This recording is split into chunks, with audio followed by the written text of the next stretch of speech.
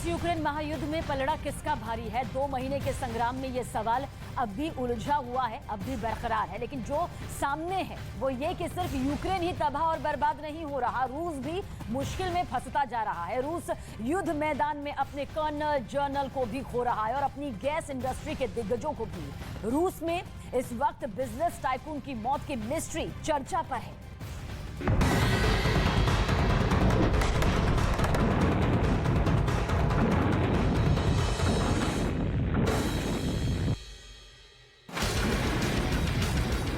मिसाइलों की अचूक मार, टैंक से निकले झुलसा देने वाले गोले, ऑटोमेटिक हथियारों से अंधाधुंध फायरिंग, जमीन पर चहुओं और तबाही का मंजर, आसमान पर बारूद वाला बिखरता धुआं। जंग में बर्बाद सिर्फ हमले वाली जमीन नहीं होती, उसका भी सिर्फ नुकसान ही होता है जो जंग को जायज मानकर गोले दागता है। Number 1 Leonid Suleiman. Number 2 Alexander Tuliakov. Number 3 Vladislav Avaev. Number 4 Sergei प्रोत्सेन्या।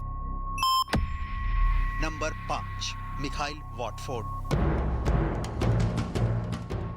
ये उन 5 बिजनेस टाइकून और रूस की गैस कंपनियों से जुड़े लोगों के नाम हैं जिनकी रहस्यमयी परिस्थिति में मौत हो गई।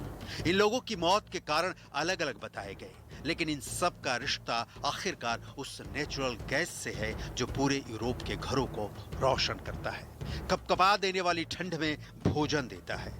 कहते हैं कि महायुद्ध यूक्रेन की नेटो से दोस्ती से ज्यादा नेचुरल गैस वाले हित के लिए लड़ा जा रहा है।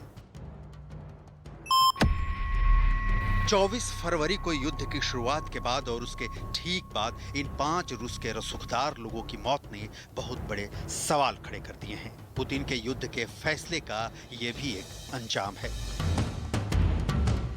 रूस के राष्ट्रपति व्लादिमीर पुतिन ने शहंशाही साबित करने के लिए ज़ेलेंस्की की बर्बादी की स्क्रिप्ट नहीं लिखी थी, लेकिन अब यह लड़ाई रूस के लिए परेशानी का सबब बन गई है।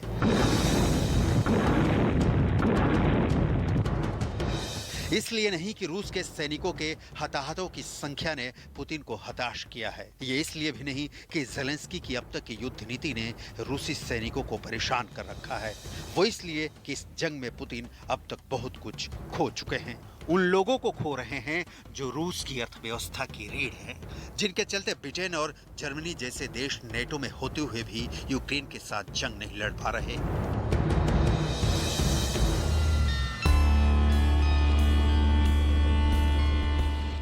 ये 5 लोगों की मौत को लेकर रूस में कई तरह की बातें चल रही हैं।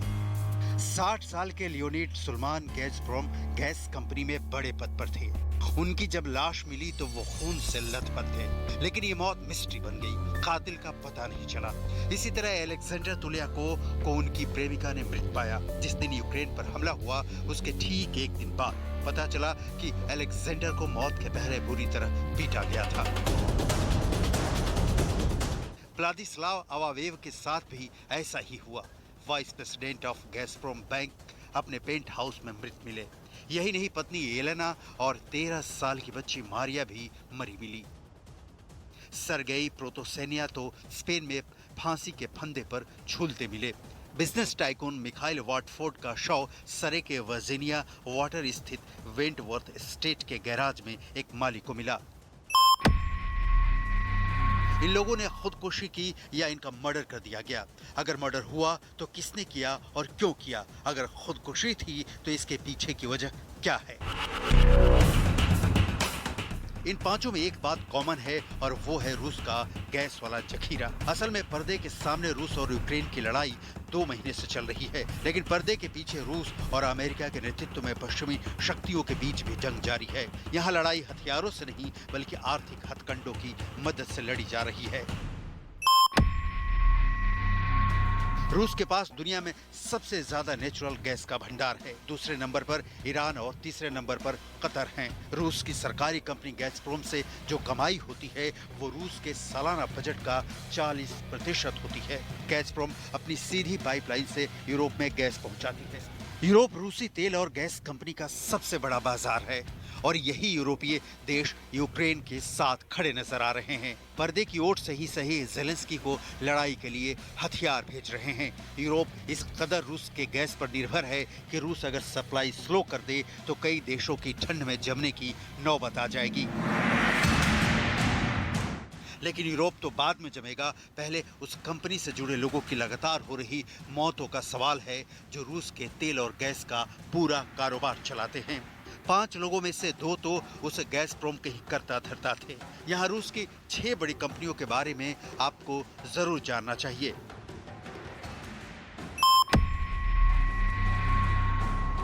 गैसप्रोम ये रूस की सबसे बड़ी नेचुरल एनर्जी वाली कंपनी है जिसका रेवेन्यू 117.4 बिलियन डॉलर है और जिसका नेट इनकम है 25.7 बिलियन डॉलर।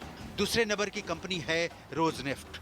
111.1 बिलियन डॉलर की रेवेन्यू वाली इस कंपनी का नेट इनकम है सालाना 12 बिलियन डॉलर। नंबर 3 कंपनी का नाम है लुकवायल। 106.4 बिलियन डॉलर की रेवेन्यू और नेट इनकम 7.7 बिलियन डॉलर। रूस की चौथी सबसे बड़ी कंपनी का नाम है गैसप्रोम नेफ्ट। 40.6 बिलियन का रेवेन्यू और net income 6.8 billion dollar. Surgutneftegas का रेवेन्यू है 19.1 बिलियन डॉलर और नेट इनकम है 6.1 बिलियन डॉलर। नोवाटेक का रेवेन्यू है 15.7 बिलियन डॉलर और नेट इनकम है 5.9 बिलियन डॉलर। रूस की ये कंपनियां तेल और नेचुरल गैस के तौर पर मुल्क के खजाने को भरती हैं, लेकिन अब इन्हीं कंपनियों को लेकर कई तरह के सवाल खड़े हो रहे हैं जिसके मूल रूप से 2 कारण गिनाए जा रहे हैं। पहला, पुतिन इन कंपनियों के कर्ता धर्ता बदलना चाहते हैं। दूसरा, ये आरोप लग रहे हैं कि पुतिन अपने इनर सर्किल में बदलाव चाहते हैं। हालांकि रूस के बिजनेस टाइकून की मौत से इसका कोई डायरेक्ट कनेक्शन नहीं निकलता, लेकिन कुछ लोग ये भी बातें कर रहे हैं कि रूस की बड़ी हस्तियों की संदिग्ध मौत एक सोची समझी साजिश के तहत हो रही है और ऐसा हो ही नहीं सकता कि इसकी जानकारी पुतिन को नहीं हो। लिहाजा इन लोगों की मौत की मुकम्मल जांच होनी चाहिए, लेकिन फिलहाल तो ये शायद ही संभव हो क्योंकि पुतिन का दिल और दिमाग यूक्रेन में जेलेंस्की पर टिका है। रूस के हथियार जेलेंस्की पर बमों की बारिश कर रहे हैं।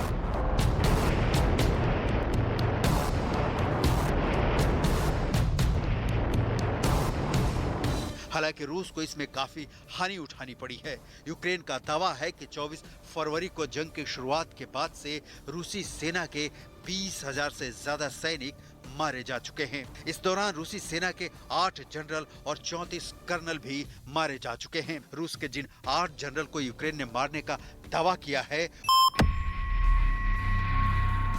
उनमें मेजर जनरल व्लादिमीर फ्रोलो 8वीं सेना के उप कमांडर थे। General Magomed Tushaev Chechen forces के लीडर थे। Major general Andrei Sukhovetsky central military district की 41वीं कंबाइंड आर्म्ड आर्मी के डिप्टी कमांडर थे। Major general Vitaly Gerasimov Syria और क्रीमिया में ऑपरेशन में भाग लेने वाले रूस की 41वीं सेना के पहले डिप्टी कमांडर थे। मेजर जनरल आंद्रेई कोलेनिकोव 29वीं संयुक्त सेना के कमांडर थे। मेजर जनरल ओलेग मितेयेव 16 मार्च को मारियोपोल शहर के पास लड़ाई के दौरान मारे गए।